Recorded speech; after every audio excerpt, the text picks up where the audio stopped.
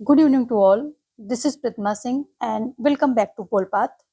Again हम कुछ प्रश्नों के साथ उपस्थित हुए हैं और ये भी आपके जो राष्ट्रपति संसद एंड जो न्यायिक प्रक्रिया है उससे संबंधित सारे क्वेश्चंस होंगे।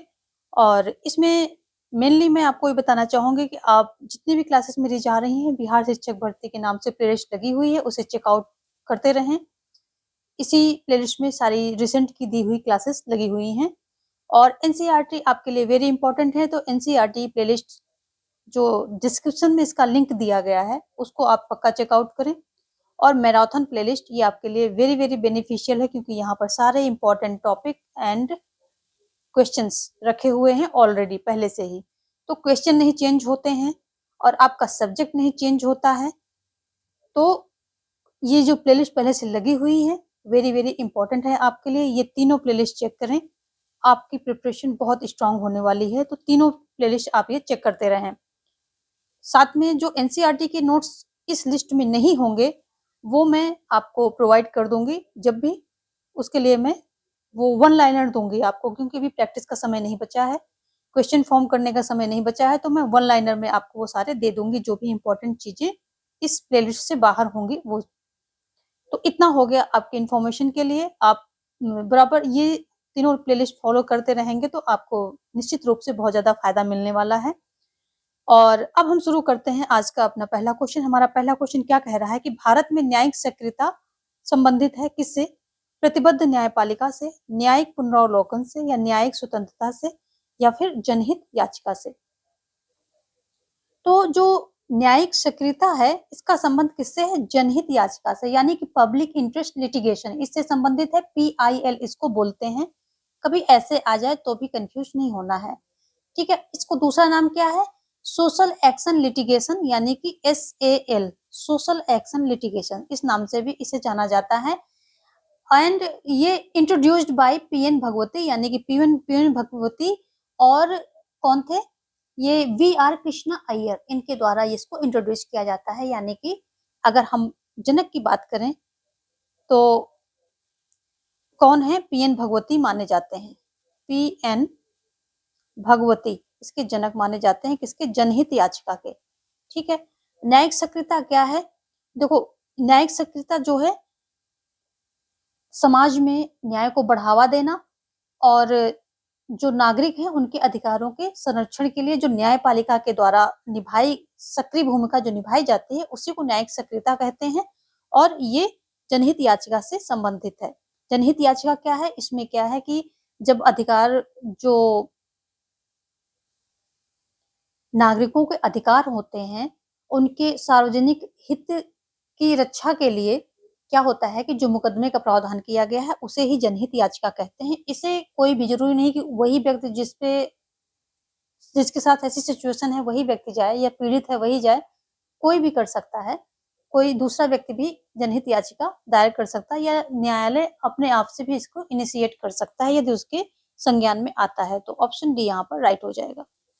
नेक्स्ट देखेंगे, भारतीय संसद के दोनों सदनों की संयुक्त बैठक होती है संविधान संशोधन विधेयक के संबंध में, धन विधेयक के संबंध में, साधारण विधेयक के संबंध में, या भारत के उपराष्ट्रपति के निर्वाचन के संबंध में। संयुक्त बैठक की बात हो रही है, कब होती है? तो ये होती है साधारण विधेयक के संबंध में। ऑप्शन सी यहाँ पर राइट हो जाएगा। ऑप्शन सी राइट हो जाएगा। देखो, साधारण विधेयक के संबंध में तो होती है लेकिन किस अनुच्छेद के तहत होती है ये भी पूछ लेता है कि संयुक्त बैठक किस अनुच्छेद के तहत होती है, तो 108 के तहत होती है, ठीक है। जब कोई साधारण विधेयक पे जो गतिरोध उत्पन्न हो जाता है दोनों सदनों में, यानी कि एक सदन ने प्रस्ताव पारित कर दिया, दूसरा उससे असहमत है, और तो क्या होगा कि राष्ट्रपति जो है संयुक्त अधिवेशन बुलाएगा, किसके? एक अनुच्छेद 108 के तहत राष्ट्रपति ये बुलाता है और इसकी अध्यक्षता की जाती है किसके? लोकसभा अध्यक्ष के द्वारा। यहाँ देखेंगे, लोकसभा अध्यक्ष के द्वारा इसकी जो है अध्यक्षता की जाती है। अब जो है अगर कहें कि लोकसभा अध्यक्ष ना हो तो कौन करेगा अध्यक्षता? तो कौन करेगा? उपाध्यक्ष करेगा, ठीक है।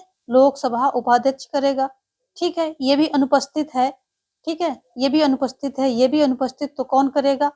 तो भाई फिर उपसभापति करेगा, उपसभापति करेगा, उपसभापति राज्यसभा का, ठीक है, राज्यसभा से होता है ये, उपसभापति करेगा। अब आप पूछेंगे कि भाई उपसभापति क्यों करेगा, उसके पहले तो सभापति आ जाता है, तो सभापति क्यों नहीं करेगा, तो सभापति नहीं करेगा क्योंकि सभापति जो है क्या है, सभापति राज्यसभा का मेंबर नहीं होता है। ये क्या है कि ये पदेन जो है अध्यक्ष होता है। पदेन क्या होता है, सभापति, पदेन सभापति होता है, ठीक है, पदेन अध्यक्ष कह लीजिए, सभापति होता है। और ये क्या है, संयुक्त बैठक में भाग नहीं लेता है, इसीलिए, क्योंकि राष्ट्रपति जो है राज्यसभा का मेंबर नहीं होता, इसलिए ये संयुक्त बैठक में भाग नहीं लेता, इसलिए अध्यक्षता भी नहीं करेगा। तो ये बात हो गई। अब बात आती है कि यदि ये उपसभापति भी अनुपस्थित है तो कौन करेगा, तो राष्ट्रपति के द्वारा कोई वरिष्ठ सांसद जो नियुक्त किया जाएगा वो इसकी अध्यक्षता करेगा। तो देख लीजिए, अध्यक्ष करेगा, उपाध्यक्ष करेगा, उसके बाद उपसभापति करेगा, नहीं तो फिर वरिष्ठ सांसद करेगा जो राष्ट्रपति जिसको नियुक्त कर देंगे, ठीक है। अब हम देखेंगे कि जो ये लोकसभा अध्यक्ष है ये किस अनुच्छेद के तहत अध्यक्षता करता है, तो 118 के तहत करता है। 118 के तहत लोकसभा का अध्यक्ष बैठकों की अध्यक्षता करेगा, ठीक है। अध्यक्षता कैसे किसके होगी, 118 के अंतर्गत अध्यक्षता की जाएगी, ये बात हो गई। फिर देखेंगे संयुक्त बैठक के से जो है विधेयक पारित होते हैं, जो संयुक्त बैठक में विधेयक पारित होते हैं उसमें बहुमत कैसा होता है, तो सामान्य बहुमत होता है। सामान्य बहुमत से संयुक्त बैठक के क्या है, विधेयक पारित कर दिए जाते हैं, सामान्य बहुमत। ये सारी चीजें आपसे पूछी जा सकती हैं, एक जगह इनको देखिए। अब टाइम आपको थोड़ा थोड़ा सा इधर उधर भागने का नहीं है, जो रिलेटेड इंपॉर्टेंट पॉइंट है उनको एक जगह देखिए। तो सामान्य बहुमत से, सामान्य बहुमत क्या होगा, 50% यानी कि आधा, जितनी संख्या है वहां पर उसका आधा प्लस 1, एक भी वोट आगे मिल जाता है तो ये हो जाएगा सामान्य बहुमत, यही होता है। इसी तरह जो है उसका सामान्य बहुमत से विधेयक पारित कर दिया जाता है। अब देखेंगे जो है संयुक्त बैठक कहाँ कब कब नहीं होती है, संयुक्त बैठक जो है, संयुक्त बैठक कहाँ कहाँ नहीं होगी। तो एक तो संयुक्त बैठक कहाँ कहाँ नहीं होगी, देखते हैं किसमें नहीं होगी। एक तो नहीं होगी किसमें, धन विधेयक, जो धन विधेयक होगा इस पे संयुक्त बैठक नहीं होगी। फिर संविधान संशोधन से संबंधित जो विधेयक होंगे, ठीक है, संविधान संशोधन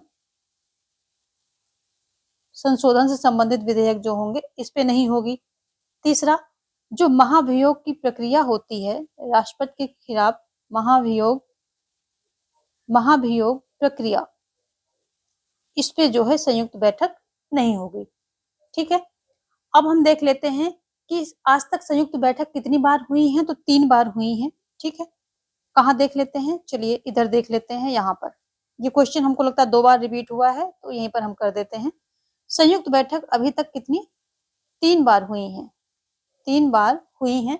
कौन कौन सी हुई है, 1961 में क्या है, दहेज प्रतिरोध अधिनियम के तहत ये हुई है।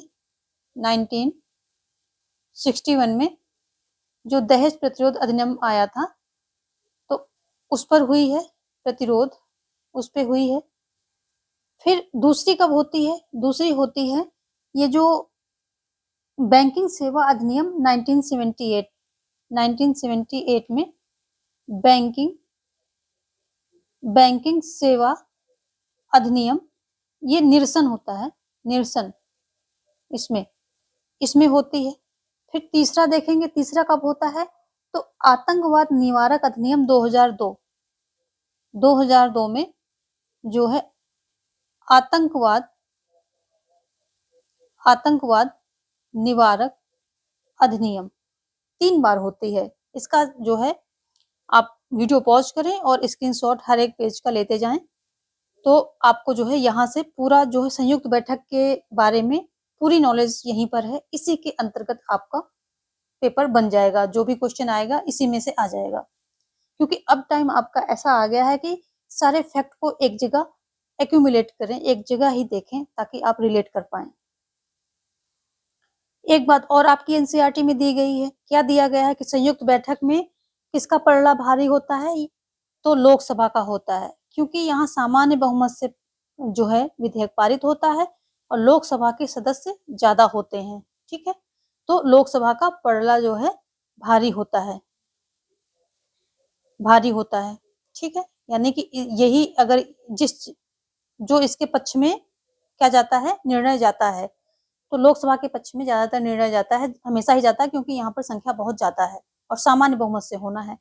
एक बात ये याद रखेंगे। दूसरा, तीनों संयुक्त बैठकों में भाग लेने वाला एकमात्र व्यक्ति पता है कौन है? अटल बिहारी वाजपेयी, ठीक है। 3 बार, और तीनों में कौन है? अटल अटल बिहारी वाजपेयी जो है तीनों में भाग लेने वाले एकमात्र व्यक्ति हैं, एकमात्र व्यक्ति हैं। चलिए, ये सारा जो है आपका संयुक्त बैठक से संबंधित है। नेक्स्ट देखेंगे, अगला क्वेश्चन क्या कह रहा है कि भारत के राष्ट्रपति के निर्वाचन संबंधित वादों को सुलझाता है, कौन सुलझाता है? भारत का सर्वोच्च न्यायालय, संसद, लोकसभा या निर्वाचन आयुक्त। जो राष्ट्रपति के निर्वाचन संबंधित जो भी विवाद होते हैं उनको सुलझाता कौन सुलझाता है? तो ये सर्वोच्च न्यायालय सुलझाता है। ऑप्शन ए यहाँ पर राइट होगा।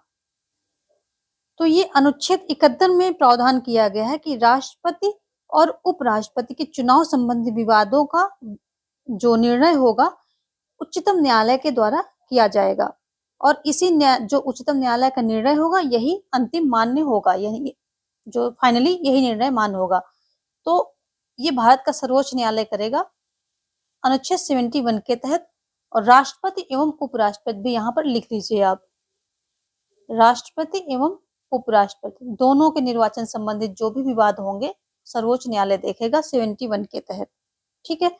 और अगर हम बात करें कि राष्ट्रपति पर जो महाभियोग चलाया जाता है, तो ये संसद द्वारा चलाई जाने वाली क्या है? एक अर्ध न्यायिक महाभियोग। कैसा है?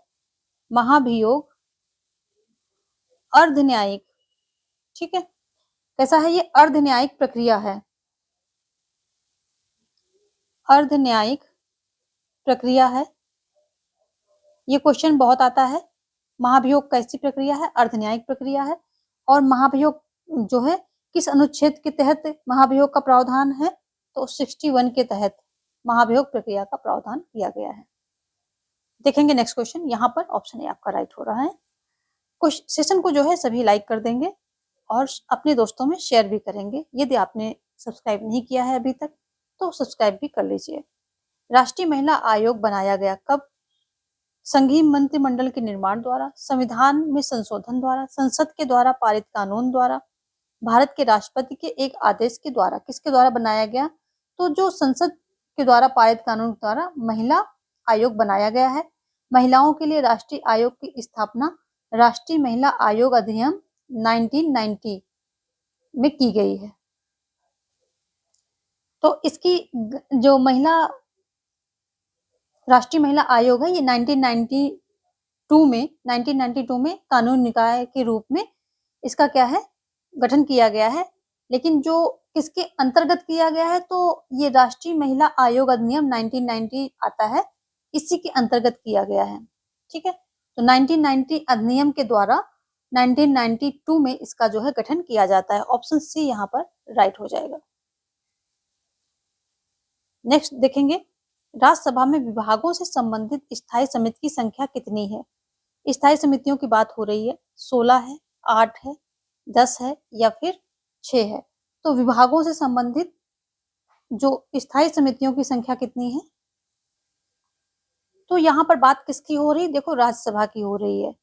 तो राज्यसभा के अंतर्गत जो है संबंधित स्थायी समितियां कितनी है? 8 हैं, ठीक है। ये राज्यसभा से अंतर्गत आती हैं 8 और 16 आती हैं लोकसभा के अंतर्गत, ठीक है। और टोटल कितनी होती है? 24 स्थायी समितियां होती हैं जो मतलब अलग अलग विभागों का दायित्व संभालती हैं। और 24 में से 8 होती हैं राज्यसभा से रिलेटेड संबंधित होती हैं, जबकि 16 लोकसभा से संबंधित होती हैं। चलिए देखेंगे नेक्स्ट क्वेश्चन। यहाँ पर आपका ऑप्शन सी राइट हो रहा है। तो ये देखिएगा कि किसके बारे में पूछ रहा है, या टोटल पूछ रहा है, इसका ध्यान रखिएगा। अगला क्वेश्चन क्या कह रहा है कि भारत में केंद्रीय वित्त मंत्री बजट पेश करता है राज्यसभा में, लोकसभा में, संसद के दोनों सदनों के संयुक्त अधिवेशन में या राष्ट्रपति? तो ये जो है लोकसभा में प्रस्तुत किया जाता है। जो बजट होता है कहाँ पर प्रस्तुत किया जाता है? लोकसभा में प्रस्तुत होता है। और जो एनसीईआरटी में 109 के अंतर्गत कहा गया है कि जो धन विधेयक होगा वो सिर्फ लोकसभा में ही प्रस्तुत होगा, राज्यसभा में प्रस्तुत नहीं होगा, ऐसा कहा गया है 109 के अंतर्गत। तो ये ऑप्शन बी यहाँ पर राइट हो जाएगा। आगे हम देखेंगे कि हमारा ये वार्षिक जो बजट है ये है क्या? तो जो साल का वित्तीय आय और व्यय का विवरण इसमें उल्लेख दिया जाता है। और हमारे संविधान में जो बजट नाम का जो बजट शब्द है इसका इस्तेमाल नहीं किया गया है, बल्कि अनुच्छेद 112 में वार्षिक वित्तीय विवरण शब्द का उल्लेख किया गया है। तो ये बजट ना हो करके 112 में, अनुच्छेद 112 में क्या शब्द किया गया है? वार्षिक वित्तीय विवरण, इसका जो है उल्लेख किया गया है 112 में। ठीक है, 109 में बताया गया है कि ये लोकसभा में ही प्रस्तुत होगा, राज्यसभा में नहीं होगा। 110 में इसकी परिभाषा दी जाती है। नेक्स्ट देखेंगे, भारत में न्यायिक पुनरावलोकन निम्न पर आधारित है: विधि का शासन पे आधारित है, या दृष्टांत तथा अभिसमय में, या विधि द्वारा स्थापित प्रक्रिया में, या फिर ये सभी हैं। तो देखो, भारत में जो न्यायिक पुनरावलोकन है ये विधि द्वारा स्थापित प्रक्रिया पर जो विधि द्वारा स्थापित प्रक्रिया है इसी पर आधारित है। ठीक है, जो भारत का ये न्यायालय है इसको अमेरिका की जितनी तो शक्तियां नहीं प्राप्त हैं, लेकिन फिर भी इसको कई जगह पर इसको शक्तियां मिल जाती हैं, काफी सारी शक्तियां मिली हुई हैं। और ये शक्तियां इसको कहाँ से मिलती, स्पष्ट रूप से कहीं पर वर्णन नहीं मिलता है संविधान में, लेकिन फिर भी ये मिलती हैं। जो आर्टिकल 13 है यहाँ से मिल जाती है, 32 है जो 5 रिट जारी करता है सर्वोच्च न्यायालय, वहां से मिलती है। ठीक है, 132 से मिलती है, और कहाँ से? 133 से मिलती है, 33। इन सभी से क्या होता है, इसको जो है न्यायिक पुनरावलोकन की शक्तियां मिलती हैं। विधि द्वारा स्थापित प्रक्रिया के पर आधारित है न्यायिक पुनरावलोकन। नेक्स्ट देखेंगे, अगला क्वेश्चन क्या कह रहा है कि किस अनुच्छेद के अधीन भारत के राष्ट्रपति पर महाभियोग चलाया जा सकता है? अनुच्छेद 62, 76, अनुच्छेद 75 या अनुच्छेद 61? तो यहाँ पर ऑप्शन डी राइट होगा, अनुच्छेद 61। देखो, अनुच्छेद 61 के द्वारा महाभियोग चलाया जाता है और ये अर्धन्यायिक प्रक्रिया है, अभी हमने बात की थी, तो अर्धन्यायिक प्रक्रिया है। ठीक है, और अगर हम देखें राष्ट्रपति का जो राष्ट्रपति से संबंधित अनुच्छेद है वो कहाँ से कहाँ तक है, तो 52 से 62 के बीच में अनुच्छेद रखे गए हैं। 52 क्या कहता है कि भारत में एक राष्ट्रपति होगा, ये कहता है कि भारत में एक राष्ट्रपति होगा। ठीक है, 53 कहता है कि केंद्र की संपूर्ण कार्यपालिका शक्तियां राष्ट्रपति में निहित होंगी। तो ये क्वेश्चन सीधे सीधे यहाँ से बनता है कि कार्यपालिका शक्तियां किसमें निहित होंगी, तो ये कार्यपालिका शक्तियां राष्ट्रपति में, कार्यपालिका शक्ति कहाँ होगी? राष्ट्रपति में निहित होगी, राष्ट्रपति में निहित होगी। ठीक है, और किसके अंतर्गत ये प्रावधान किया है? अनुच्छेद 53 के अंतर्गत ये प्रावधान किया गया है। ठीक है, और 54 क्या कहता है? 54 कहता है कि राष्ट्रपति के निर्वाचन के जो निर्वाचक मंडल का उल्लेख करता है। 54 जो है, 54 क्या कहता है? ये निर्वाचक मंडल का क्या कहता है? उल्लेख करता है। निर्वाचक मंडल में ये क्वेश्चन यहाँ से बहुत पुट अप होता है, जो राष्ट्रपति का निर्वाचक मंडल होता है उसमें कौन कौन लोग आते हैं? नंबर 1 जो है लोकसभा, राज्यसभा के निर्वाचित सदस्य। देखो, निर्वाचित आएंगे, मनोनीत नहीं आएंगे। तो लोकसभा और क्या है, राज्यसभा के निर्वाचित सदस्य आ जाएंगे। दूसरे कौन से आएंगे?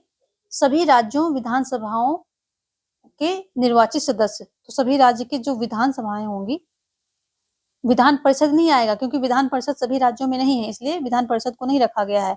विधानसभा सभी राज्यों में है, तो विधानसभाओं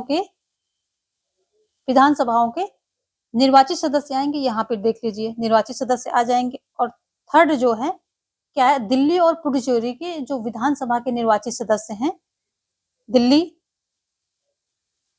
दिल्ली और पुडुचेरी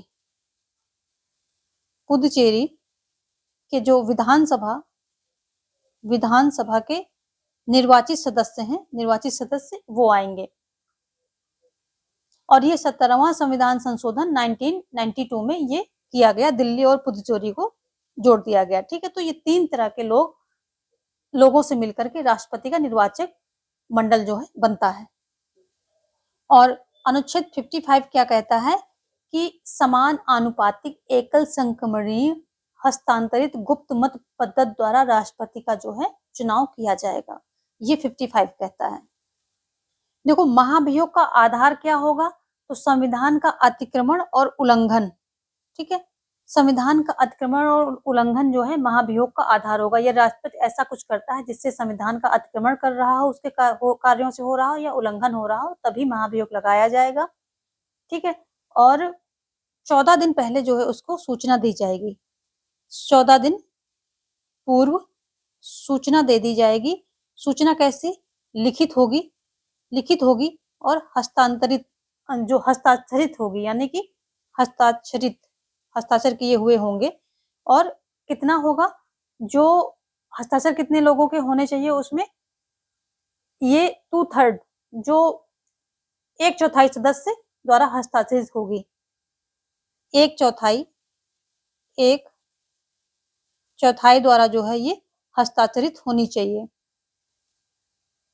तो हस्ताक्षर करने के लिए 1/4 मान्य होगा, लेकिन अगर इसको पारित करना है तो 2/3 जो है बहुमत चाहिए होगा। और ये क्या है, दोनों सदनों में एक ही सत्र में पास हो जाना चाहिए, नहीं तो खारिज हो जाएगा। तो एक ही सत्र में ये पारित हो जाना चाहिए, नहीं तो क्या हो जाएगा, ये खारिज माना जाएगा। तो ये सब इससे संबंधित कुछ महत्वपूर्ण चीजें हैं जो आपको याद होनी चाहिए। चलिए देखेंगे नेक्स्ट क्वेश्चन। यहाँ पर ऑप्शन आपको हमने दे दिया है, नहीं, यस ये दे दिया है, 61 दे दिया है। चलिए देखेंगे नेक्स्ट क्वेश्चन।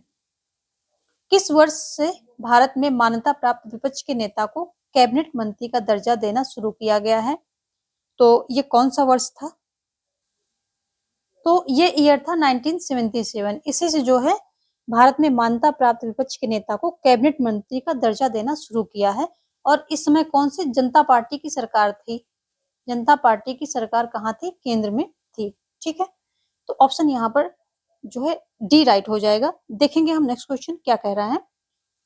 और देखो, ये जो महाभियोग है किसी भी सदन में शुरुआत किया जा सकता है। ऐसा नहीं कि ये सिर्फ लोकसभा में पहले होगा, राज्यसभा में पहले होगा, किसी भी सदन में इसकी शुरुआत की जा सकती है, किसी भी सदन में। ठीक है, तो ये भी क्वेश्चन आता है, कौन सदन में? तो किसी भी सदन में। नेक्स्ट देखेंगे, भारत के सर्वोच्च न्यायालय में न्यायाधीशों की संख्या बढ़ाने की शक्ति निहित है किसमें? भारत के राष्ट्रपति में, संसद में, भारत के मुख्य न्यायाधीश या विधि आयोग? तो जो भारत के सर्वोच्च न्यायालय में न्यायाधीशों की संख्या बढ़ाने की शक्ति किसमें? ये संसद है, इसी के पास है। अभी तक जो है शुरू में जब ये मूल भारतीय संविधान में सर्वोच्च न्यायालय के न्यायाधीशों की संख्या कितनी थी, ये भी क्वेश्चन आता है। तो थी, ये कितना थी? टोटल 8 थी, यानी कि एक इसमें जो है चीफ जस्टिस था और 7 अन्य थे। तो कितने थे? 1+7 थे, 1+7 थे, यानी कि टोटल 8 थे। और अभी ये कितनी है? अभी है टोटल 34 है। कितनी है? 34, यानी कि 1+33। 1 एक चीफ जस्टिस होगा, 33 अन्य होंगे, 1+33। और ये कब बढ़ाया गया है? तो ये 2019 में न्यायाधीशों की संख्या बढ़ाकर के 34 की गई है। तो 2019 में बढ़ाया गया था इसको। कई बार बढ़ी है, लेकिन अभी जो लेटेस्ट है 2019 में इसको बढ़ाया गया है। और इसी के द्वारा कितना किया? ये 34 कर दी गई है। और संसद के पास जो है इसको रेगुलेट यानी संख्या बढ़ाने की शक्ति संसद के पास है। और ये कहा गया है कि उच्च न्यायालय भारत का सर्वोच्च न्यायालय होगा। तो ये बोला गया है कि एक उच्चतम न्यायालय होगा भारत का।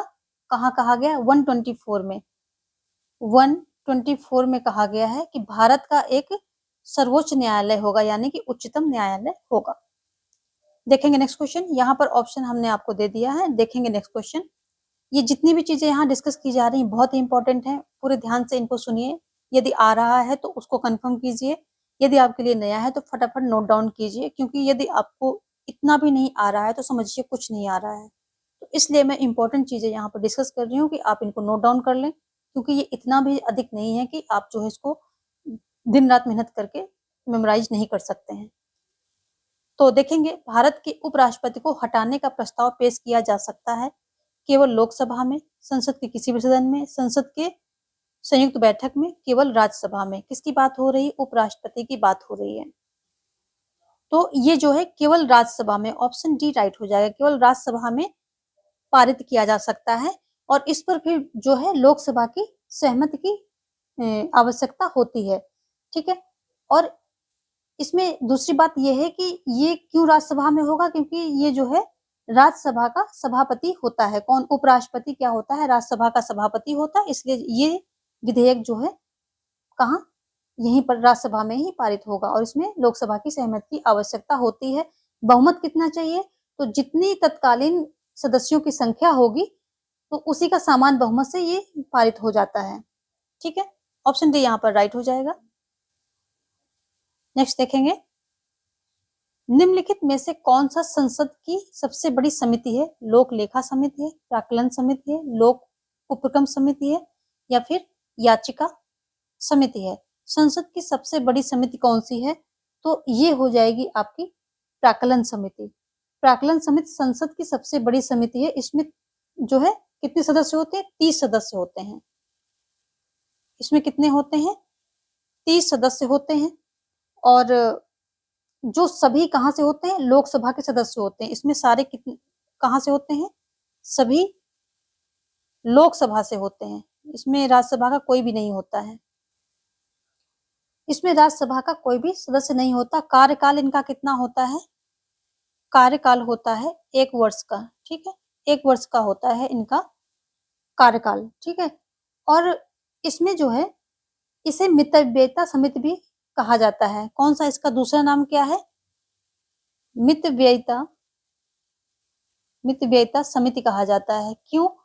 क्योंकि जो संसद के द्वारा, ये संसद के माध्यम से सरकार द्वारा प्राप्त किए गए जो धन के व्यय होते हैं, व्यय के जो अनुमान होते हैं, ये इनकी जांच पड़ताल करती है और उसमें कटौती करती है। इसीलिए जो है क्या है, फिजूल खर्ची पर रोक लगाती है। उनके जो व्यय होते हैं उनकी फिजूल खर्ची पर रोक लगाने का काम करती है, इसलिए इसको मितव्ययिता जो है मितव्ययिता समिति भी कहा जाता है।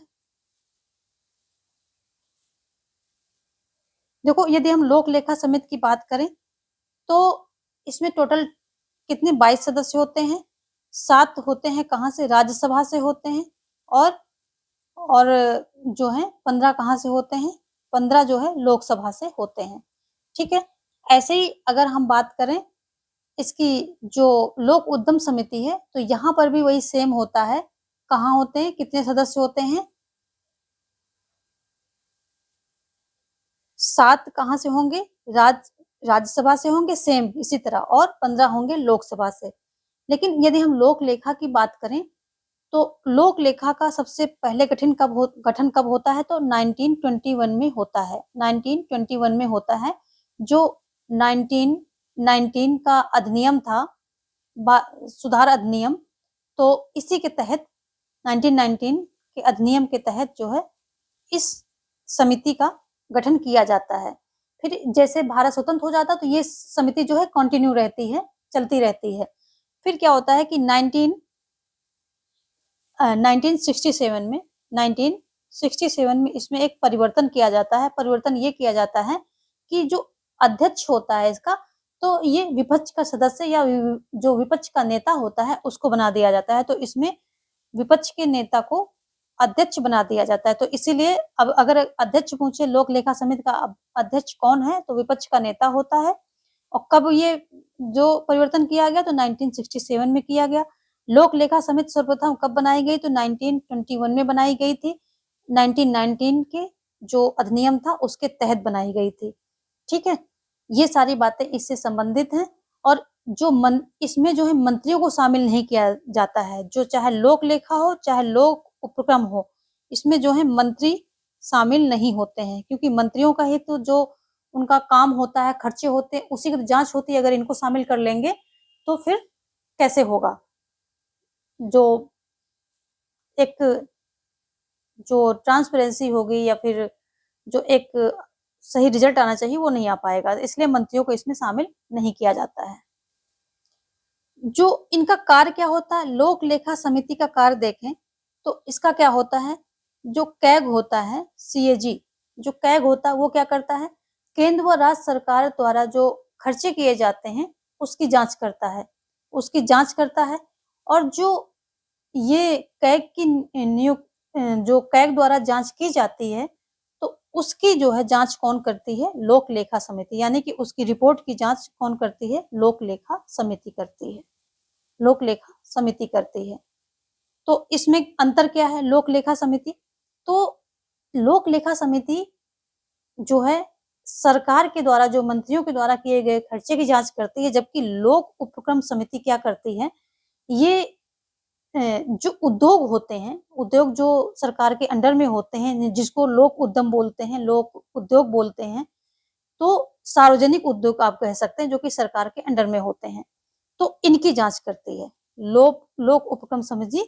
किससे, उद्योग से संबंधित है, तो ये जो सार्वजनिक उद्योग होते हैं उनकी जांच करके जो अपनी रिपोर्ट देती है, तो ये लोक उपक्रम समिति उस उद्योग की, जो कैग द्वारा उद्योगों की जांच करके दी जाती है, खर्चे का ब्यौरा दिया जाता है, तो उसकी जांच करती है, ठीक है। लेकिन लोक लेखा समिति जो मंत्रियों की खर्चे की जांच कैग करता है, उस कैग की उस रिपोर्ट को, मंत्रियों से संबंधित रिपोर्ट को लोक लेखा समिति देखती है, ठीक है। और जो उद्योगों की जांच करता है, सार्वजनिक उद्योगों से संबंधित जो रिपोर्ट कैग तैयार करता है, उस रिपोर्ट की जांच कौन करता है, तो लोक उपक्रम समिति करती है, चाहे इसको सार्वजनिक उपक्रम समिति बोले या फिर लोक उद्यम समिति बोले। तो ये समझ में आ रहा है कि उद्यम जो है, कैग दो प्रकार के रिपोर्ट तैयार करती है, एक मंत्रियों के खर्चे की, एक उद्योग के खर्चे की। जो मंत्रियों का खर्चा होगा उसका जांच कौन करेगा, उस रिपोर्ट की जांच लोक लेखा समिति करेगी, और जो उद्योग से संबंधित रिपोर्ट कैग तैयार करेगा उसकी जांच लोक उपक्रम या लोक उद्यम समिति करेगी, ठीक है। यहां तक समझ में आ गया। और इसमें एक अंतर क्या है कि यहाँ जो है लोक लेखा समिति में नेता क्या होता है, विपक्ष का होता है, लेकिन लोक उपक्रम समिति में जो अध्यक्ष होता है वो सत्ता पक्ष का भी हो सकता है। यहाँ पर क्या है, सत्ता पक्ष का भी हो सकता है, इसमें कोई ऐसा वो नहीं है, बाउंडेशन नहीं है, लेकिन इसमें क्या है, विपक्ष का ही होगा।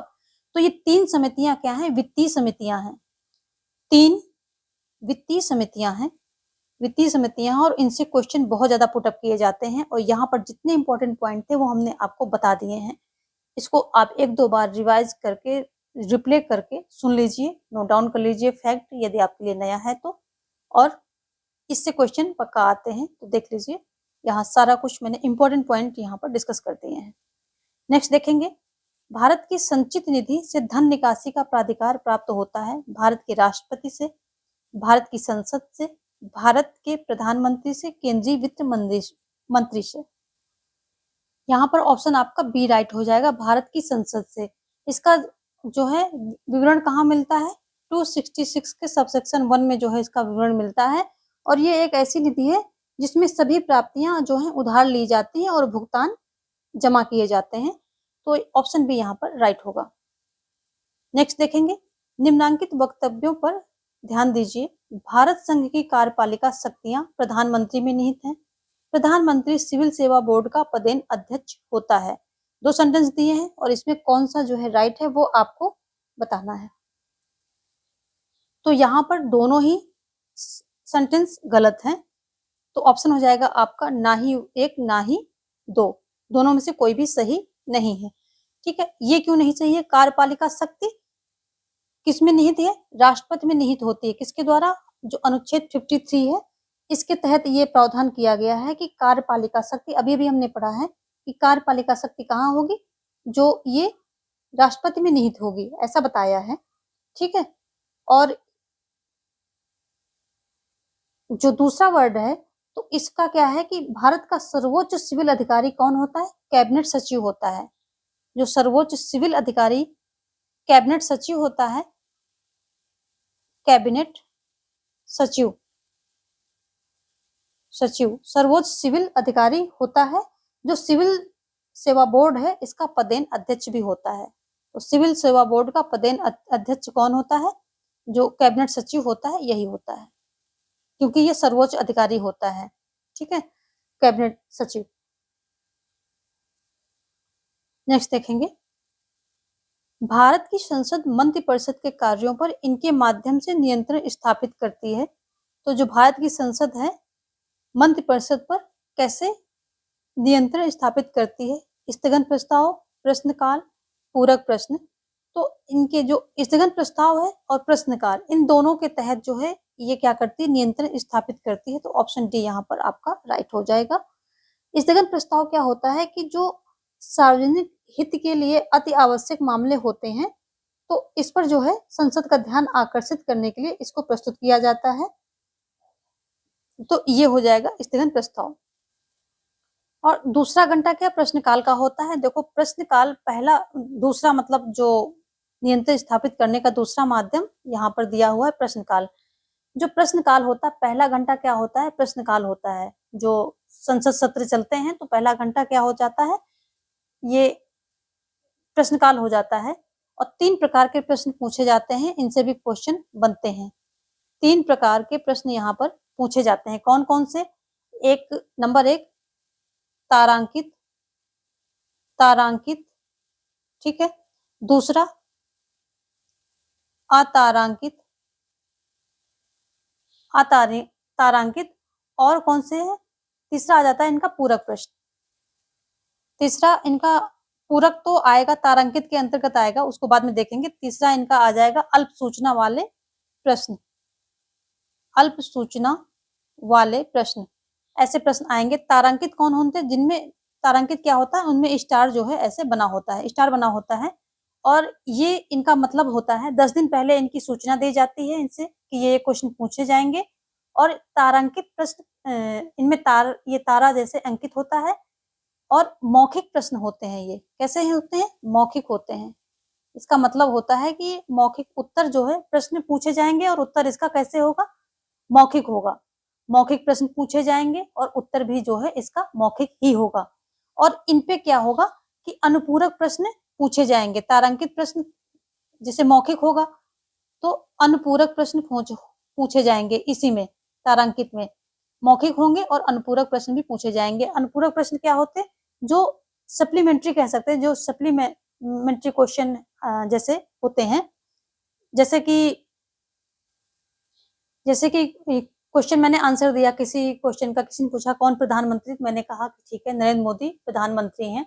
या जो पीएम है, मंत्रिपरिषद के साथ एक इसका अहम रोल है, वास्तविक जो है शक्ति इसके पास होती है। तो इसका कोई और क्वेश्चन अनुपूरक प्रश्न भी हो जाएगा कि ठीक है, ये किसकी सहायता के लिए मंत्रिपरिषद होती है? तो आंसर होगा कि राष्ट्रपति की सहायता के लिए। यानी कि बैक टू बैक क्वेश्चन, एक आंसर से दूसरा क्वेश्चन पूछ लेना, एक आंसर से मिलता-जुलता कोई दूसरा क्वेश्चन पूछ लेना, तो अनुपूरक उसको बोलते हैं, सप्लीमेंट्री क्वेश्चन। किसमें पूछा जाते? तारांकित। तारांकित कैसे होते हैं? मौखिक होते हैं और 10 दिन पहले इसकी सूचना दी जाती है। मौखिक प्रश्न होते हैं, मौखिक आंसर होते हैं और उसमें बैक टू बैक क्वेश्चन भी पूछे जाते हैं, यानी कि एक प्रश्न के बाद दूसरा प्रश्न उसी से संबंधित पूछा जा सकता है। ठीक है? तो और अतारांकित कैसे होते हैं? अगर हम अतारांकित की बात करें तो इसमें जो है ये स्टार जो है ये क्या यहाँ पर नहीं होता है। और प्रश्न कैसे होते हैं? लिखित होते हैं, उत्तर भी लिखित होते हैं और इनमें अनुपूरक प्रश्न नहीं होते हैं। ठीक है?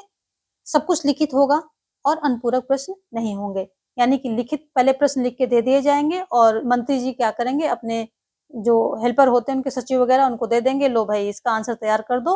और फिर जेब से निकाल करके सत्र में पहुंचेंगे संसद में और जेब से निकाल के आंसर दे देंगे, लो ये आपका आंसर आ गया। तो इसमें सब लिखा लिखाया चलता है। और ये अल्प सूचना वाले प्रश्न कैसे होते हैं? ये प्रश्न ऐसे होते हैं कि जैसे सडनली तेज बारिश हो गई, कोई जो है किसी प्रकार का कोई आपदा आ गई, तो ये जो है क्या होते हैं कि अल्प सूचना वाले प्रश्न होते हैं ये। तो ये क्या है, कुछ जैसे सडनली कोई चीज़ आ गई, कोई अव्यवस्था हो गई तो उससे संबंधित क्वेश्चन होते हैं। तो इसमें 10 दिन पहले सूचना देने की कोई इतना बाउंडेशन नहीं होता है, बल्कि 2-4 दिन पहले भी सूचना दे कर के ये क्वेश्चन पूछे जा सकते हैं। और इसमें उत्तर जो है मौखिक होता है, प्रश्न भी मौखिक होता है, अनुपूरक प्रश्न की भी अनुमति होती है पूछने की, ठीक है? तो ये सारी चीज़ें प्रश्न से संबंधित हो गई और ये क्वेश्चन प्रश्न काल से बनते हैं। 3 प्रकार के प्रश्न होते हैं, सारी हमने डिटेल में बता दिया है। इसको 1-2 बार सुन लेंगे तो आपको आ जाएगा। और नियंत्रण स्थापन का 2 यहाँ पर हो जाते हैं।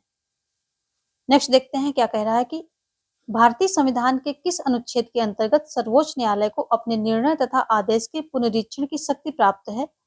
किसके अंतर्गत प्राप्त है? यहाँ पर अनुच्छेद 135 दिया है, अनुच्छेद 136 है, 137 है और 138 है। तो यहाँ पर जो ऑप्शन सी है, अनुच्छेद 137, इसके तहत सर्वोच्च न्यायालय अपने निर्णय या आदेश का जो है पुनर्लोकन कर सकते हैं। इसके तहत होता क्या है कि जो पूर्व में निर्णय दिए हैं उसमें परिवर्तन किया जा सकता है, अगर जो न्यायालय को संदेह होता है कि उसके द्वारा जो है दिए गए निर्णय किसी पक्ष के प्रति न्याय नहीं हुआ है या फिर वहां पर कुछ उसको डाउट होता है तो वो उनको पुनः देख सकता है, उनके बारे में फिर से निर्णय ले सकता है। नेक्स्ट नेक्स्ट नेक्स्ट देखेंगे क्या है। क्वेश्चन नंबर 18 क्या कह रहा है कि जब वार्षिक केंद्रीय बजट लोकसभा के द्वारा पारित नहीं होता है तो बजट में संशोधन किया जाता है और पुनः प्रस्तुत किया जाता है।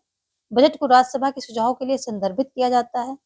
केंद्रीय वित्त मंत्री को त्यागपत्र देने के लिए कहा जाता है। प्रधानमंत्री अपनी मंत्रिपरिषद का त्यागपत्र प्रस्तुत करता है।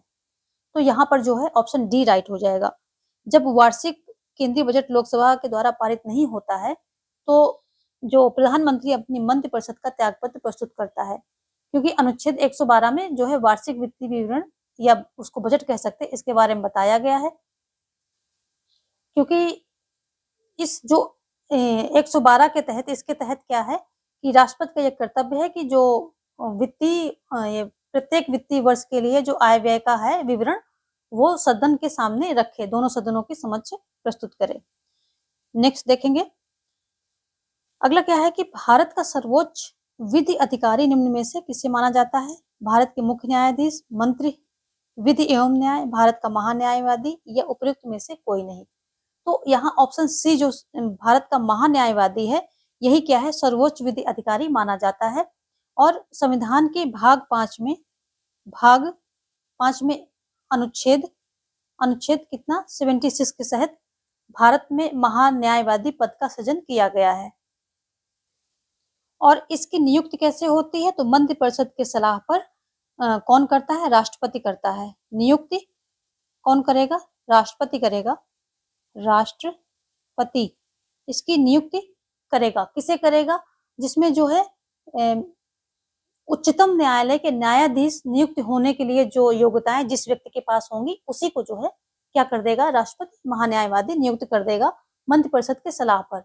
और भारत का क्वेश्चन आता है कि कौन ऐसा अधिकारी है जो संसद का सदस्य न होते हुए भी संसद की जो बैठकें होती हैं उसमें भाग लेता है। तो भारत का जो महान्यायवादी एक ऐसा पदाधिकारी होता है जो संसद का सदस्य न होते हुए भी जो संसद की कार्यवाही होती है उसमें भाग ले सकता है, ठीक है, लेकिन विधेयक पर मतदान नहीं करेगा, ठीक है। तो क्या करेगा? ये भाग लेगा, जो कार्यवाही संसद की कार्यवाही में भाग लेगा,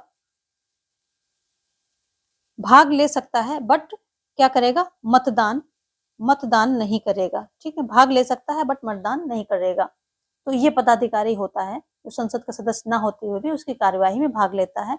और ये उच्चतम न्यायालय तथा उच्च न्यायालयों में भारत सरकार का प्रतिनिधित्व भी करता है। तो भारत सरकार का प्रतिनिधित्व न्यायालय में कौन करता है? तो यही महान्यायवादी ही करता है।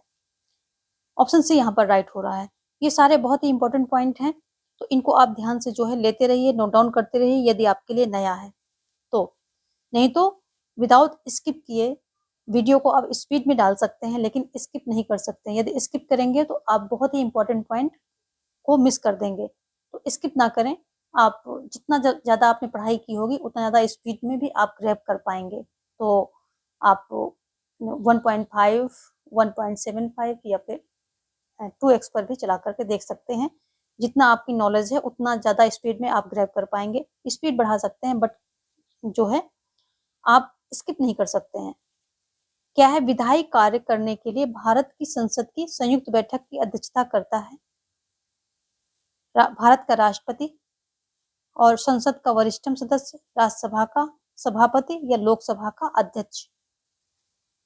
तो ऑप्शन डी होगा लोकसभा अध्यक्ष। इस पर हमने डिटेल चर्चा अभी कर ली थी, पहला ही क्वेश्चन दूसरा क्वेश्चन था उसमें कर ली थी।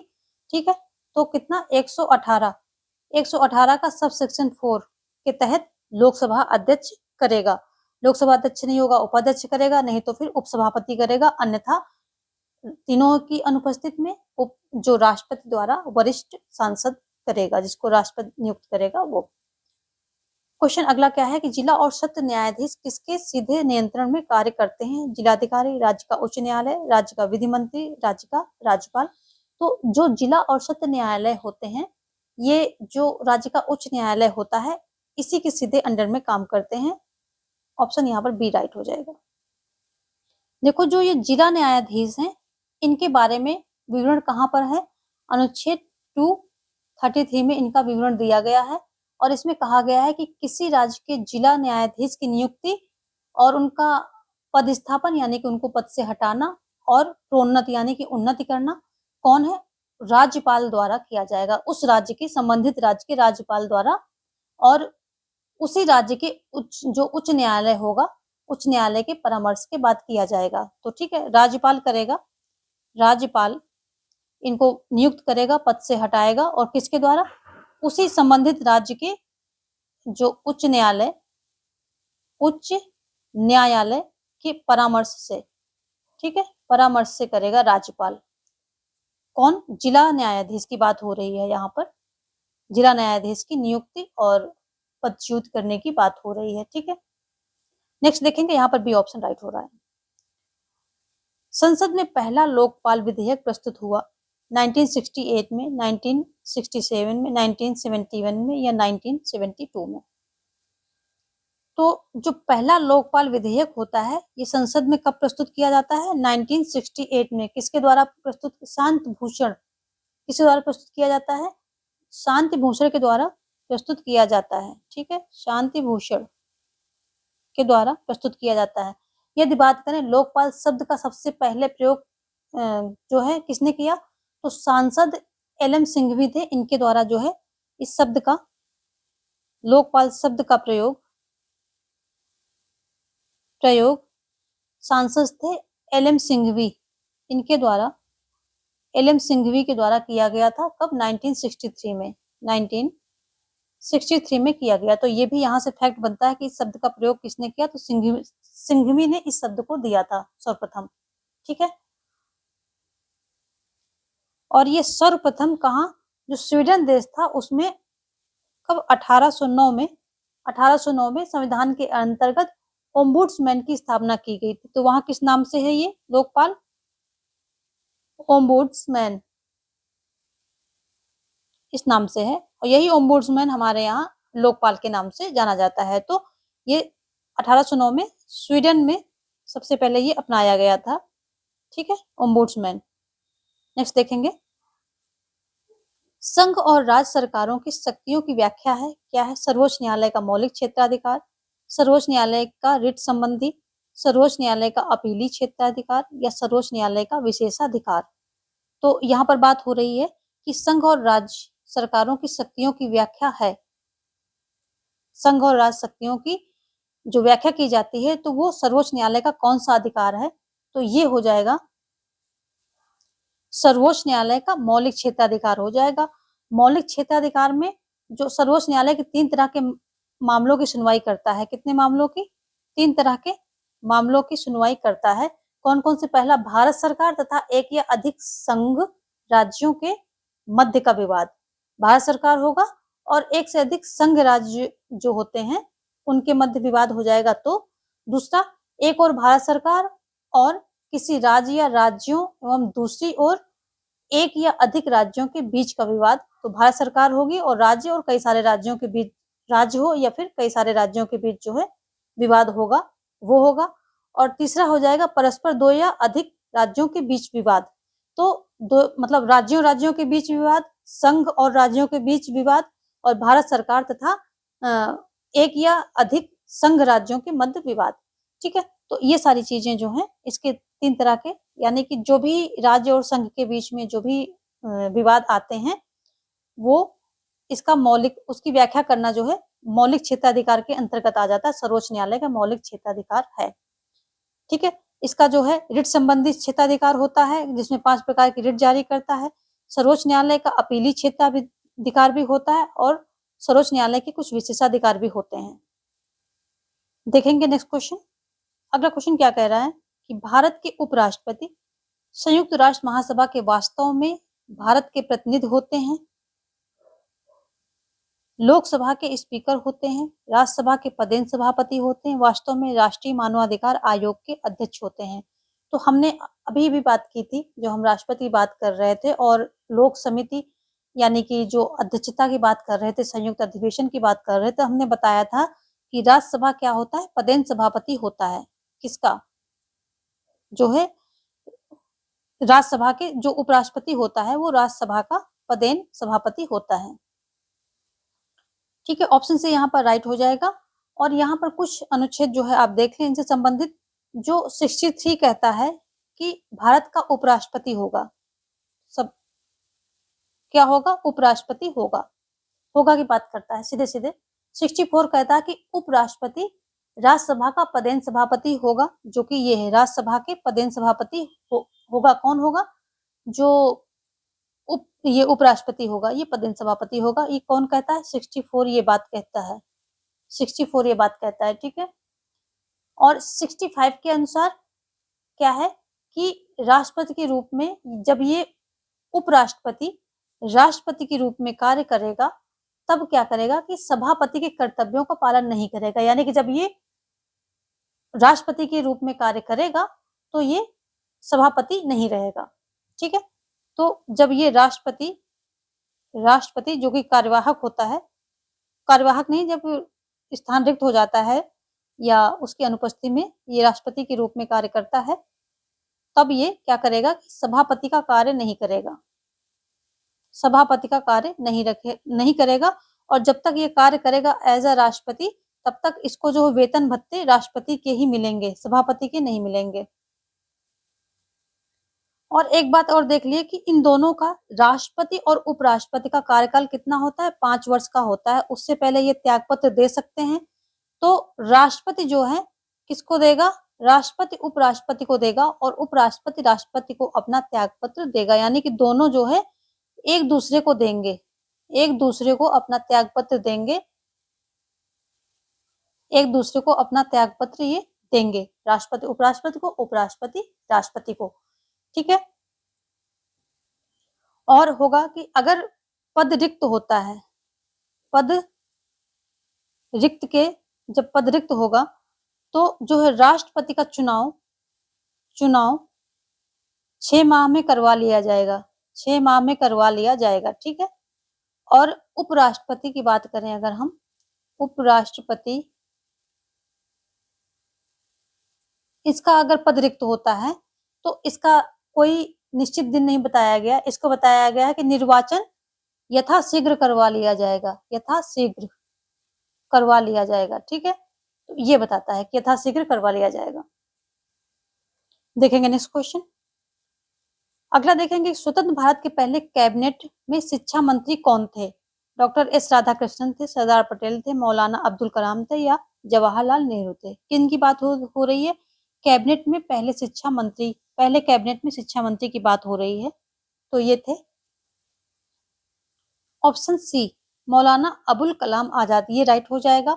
और यदि बात करें कि पहले जो कानून मंत्री कौन थे, तो ये अंबेडकर हो जाएंगे, कानून मंत्री अंबेडकर हो जाएंगे। ठीक है, ये भी ध्यान रखेंगे आप। और जो ये मौलाना अबुल कलाम आजाद है, तो